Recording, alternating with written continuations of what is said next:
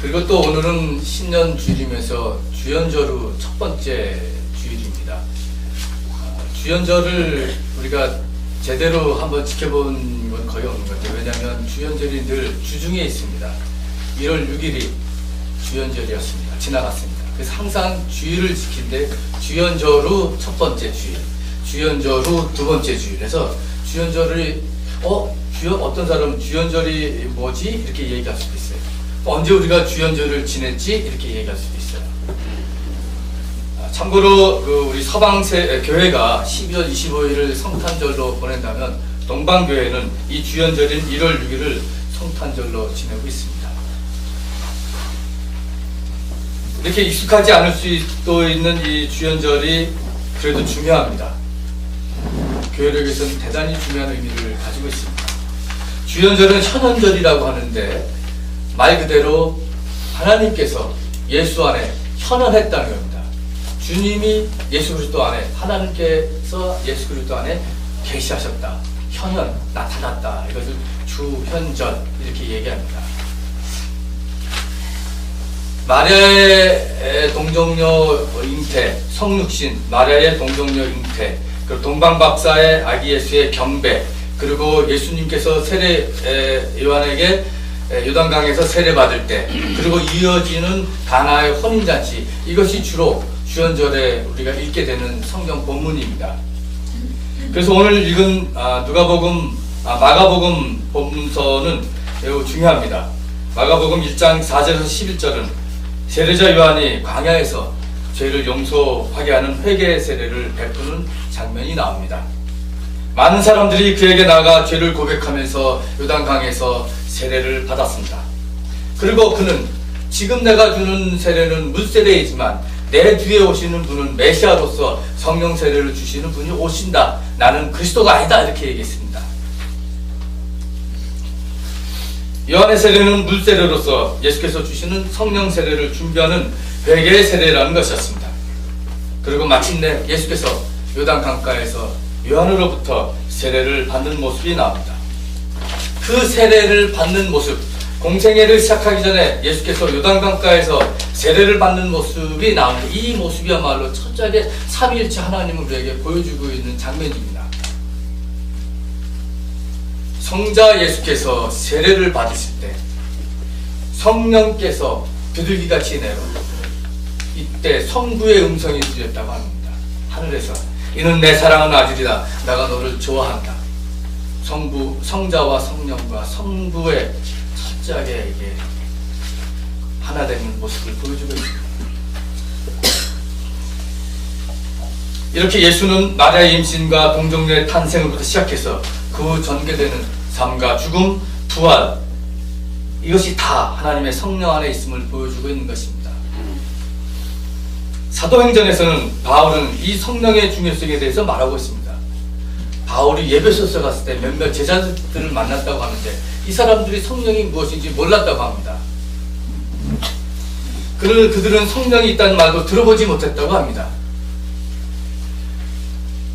이때 사도 바울이 그들에게 세례를 주자 성령을 받고 예언을 하고 방언을 했다고 하는 내용이 나옵니다. 그들은 주 예수의 이름으로 세례를 받고 마침내 성령을 받고 방언과 예언을 합니다. 이것은 성령을 받고 새로운 삶을 살기 시작했다는 겁니다. 이렇게 요단강가에서 성령을 받고 자신의 일을 본격적으로 시작한 예수님처럼, 그리고 바울이 예배소에서 만났던 사람들이 성령을 받고 방언과 예언을 하며 새 사람으로 변화됩니다. 2018년 새민족교회 표어는 새민족 새사람입니다. 우리 주보에 이렇게 나와요. 우리 한번 새민족 새사람 다 같이 한번 해볼까요? 시작! 새민족 새사람. 짧은 표어지만 여기에는 깊은 뜻을 담고 있습니다. 저는 생각해 보았습니다. 새민족 새사람이라고 할 때 이 새는 무엇을 말하는 것인가? 예배소서 2장 15절 말씀을 바탕으로 하는 이 표에서 나오는 이 새, 제가 찾아봤더니 이 새민족과 새사람은 동의어였어요. 같은 말로 사용했습니다. 우리가 사용하는 새번역과 그리고 개역개정, 개역 한글에는 새 사람으로 나오고 있습니다. 공동 번역을 보면 새 민족으로 나오고 있습니다. 그리고 현대인 성경으로 보면 새로운 백성이라고 나오고 있습니다. 그리고 영어 성경을 보면 대부분이 다 new man 이렇게 나옵니다. new, 새로운 사람으로 나오고 있습니다. 그런데 이 새 민족과 새 사람이 따로따로 아니라 각 성경은 동의어로 사용하고 있다는 것이었습니다. 중요한 것은 이 15절보다 더 중요한 것은 14절입니다. 14절을 알아야 새 민족, 새 사람이 무슨 뜻인지 알 수 있습니다. 14절은 이렇게 나옵니다. 그리스도는 우리의 평화이십니다. 그리스도께서는 유대 사람과 이방인 사람이 양쪽으로 갈라져 있는 것을 하나로 만드신 분이십니다. 그분은 유대 사람과 이방 사람 사이를 가르는 담을 자기 몸으로 허무셔서 원수된 것을 없애시고 이렇게 나옵니다. 유대 사람과 이방 사람이 하나 됐다는 겁니다. 이 말은 어떻게 보면 매우 유대주의적인 뉘앙스를 줍니다. 유대 사람과 유대 사람이 아닌 모든 이방 사람. 근데 유대주의의 유대 사람의 사고방식을 느낄 수 있는데 이것을 우리 현대어로 바꾸면 모든 사람이라고 말할 수 있습니다. 유대인과 이방인, 할례자와 비할례자, 남자와 여자, 서양인과 동양인, 흑인과 백인, 모든 사람을 포괄할 수 있는 말입니다.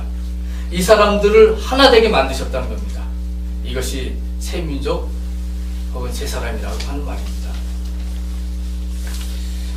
이런 커다란 퍼스펙티브, 관점이 없으면 이 새 사람, 새 민족이 마치 새 민족 공동체만 의미한다는 말로 오해할 수 있습니다. 이것은 큰 의미, 포괄적인 의미입니다. 모든 인류, 여기에는 피조물까지 포함됩니다.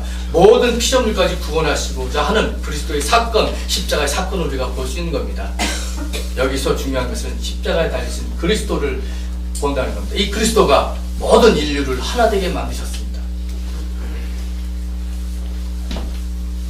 두 번째 작은 개념으로 우리는 세민족 공동체를 이제 말할 수 있습니다. 세민족 공동체, 우리가 어떻게 이 세 사람, 세민족을 이룰 수 있겠느냐. 세민족은 세 사람 없이 가능한 것입니다. 물론 이 두 말은 똑같은 말이긴 하지만 구분해서 우리가 쓴다면 과연 세민족은 세 사람 없이 가능한 것입니다. 세 사람으로 세민족의 정신을 이어나가기 위해서는 우리는 먼저 성령의 사람이 되어야 합니다. 성령의 세례를 받은 사람으로 날마다 영적인 새로운 자각과 각성을 추구해야 합니다. 세민족 세 사람이 되기 위해서는 영적인 진보를 위해서 매일 기도해야 합니다. 주님을 맞이하는 준비 단계인 회개 단계인 이런 물세례에서 우리는 근본적으로 모든 것을 바꾸는 성령의 세례까지 나가야 합니다. 성령의 세례를 받은 사람은 예수가 그리스도라는 믿음의 고백을 하며 예수님과 올바른 관계를 맺고 예수님을 전적으로 신뢰하며 예수의 말씀을 증언하고 그의 말씀을 오늘 몸으로 실천하며 살게 됩니다. 에베소서의 몇몇 제자가 세례를 받고 성령을 받고 방언을 하고 예언을 했다는 것은 새 사람이 되어서 성령이 함께하는 삶 속에서 능력도 은사도 기적도 나타난다는 것을 보여주고 있습니다. 그렇습니다. 새 사람은 성령이 함께할 때 이루어지는 것입니다. 그러므로 우리가 외치는 새민족 새 사람은 성령의 능력 안에 이루어지는 역사입니다. 하나님의 거룩한 영, 그 영의 공동체가 될 때, 그 영의 사람이 될 때 우리는 진정으로 새민족 새 사람이 될 수 있는 것입니다. 올해 한가운데 우리는 조용히 우리의 마음을 비워서 우리 가운데 성령의 역사가 어떻게 나타나는가를 우리가 지켜봐야 합니다. 우리의 모든 것을 비워내서 어떻게 하나님의 역사가, 성령의 역사가 우리 가운데 일어나는가, 내 마음속에, 내 가정 속에, 그리고 우리 교회 속에 어떻게 성령의 역사가 일어나는가를 우리가 지켜봐야 합니다. 우리가 너무 많은 것을 일하면 성령이 일할 자리가 없습니다. 때로는 비워놓고 성령께서 일할 수 있도록 어떻게 일하시는지 우리가 봐야 합니다. 우리의 마음을 비워 고요의 눈으로 살펴봅시다.